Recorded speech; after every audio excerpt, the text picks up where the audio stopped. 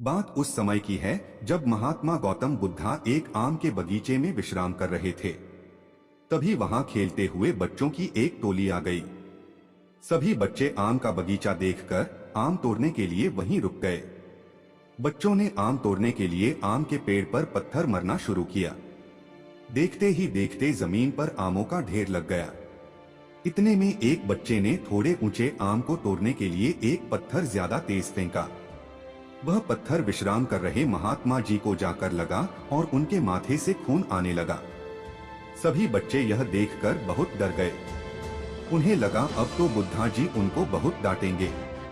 तभी उनमें से एक बालक डरता हुआ महात्मा जी के पास गया और उनसे हाथ जोड़ते हुए बोला, हे महात्मा, हमसे बहुत बड़ी गलती हो गई है, हमें क्षमा कर दीजिए। हमारी वजह से आपको यह पत्थर लग गया और आपके माथे से खून आ गया।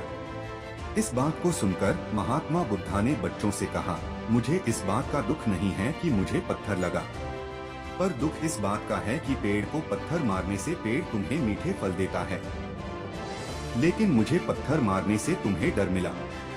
इस तरह अपनी बात पूरी करके महात्मा जी आगे चल दिए और बच्चे भी आम बटोरकर वापस अपने अपने घर चले गए। कहानी से सीख, इस कहानी के माध्यम से महात्मा गौतम बुद्धा हमें बताना चाहते हैं कि कोई अगर हमारे साथ बुरा व्यवहार करता है तब भी हमें उसके साथ अच्छा व्यवहार ही करना चाहिए। जिस प्रकार पेड़ को पत्थर मारने पर भी वह बदले में मीठे फल ही देता है, उसी प्रकार हमें भी सभी के साथ मधुर व्यवहार रखना चाहिए। स्वामी विवेकानंद बचपन से ही बुद्धिमान छात्र थे। उनके तेज दिमाग और प्रभावशाली बातों की वजह से सभी उनकी तरफ खींचे चले जाते थे। एक दिन स्कूल में भी स्वामी विवेकानंद अपने दोस्तों से बातें कर रहे थे। बातों ही बातों में स्वामी उन सबको एक कहानी सुनाने लगे। उनके दोस्तों को कहानी अच्छी लग रही थी, इसलिए सभी ध्यान से सुन रहे थे। विवेकानंद कहानी सुनाने में और उनके दोस्त उसे सुनने में इतना खो गए कि किसी को पता ही नहीं चला कि कब मास्टर जी क्लास में आ गए। मास्टर जी ने क्लास में आते ही बच्चों को पढ़ाना शुरू कर दिया। आगे बैठे बच्चे उन्हें ध्यान से सुन रहे थे कि कुछ ही देर में मास्टर जी के कानों तक विवेकानंद की हल्की आवाज पहुंची। उन्होंने ऊंची आवाज में पूछा कि कक्षा में कौन बातें कर रहा है। वहां मौजूद अन्य छात्रों ने विवेकानंद और उनके दोस्तों की ओर इशारा कर दिया। यह जानकर टीचर को गुस्सा आया। उन्होंने उन सभी को अपने पास बुलाया और पूछा कि मैं अभी क्या पढ़ा रहा था। कुछ सेकंड तक किसी से कोई जवाब न मिलने पर उन्होंने हर बच्चे की तरफ देखते हुए सवाल पूछा। सबने अपनी नजरें झुका ली। तभी टीचर विवेकानंद के पास पहुंचे और कहा कि क्या तुम्हें पता है मैं क्या पढ़ा रहा था। उन्होंने मास्टर को सही जवाब दे दिया।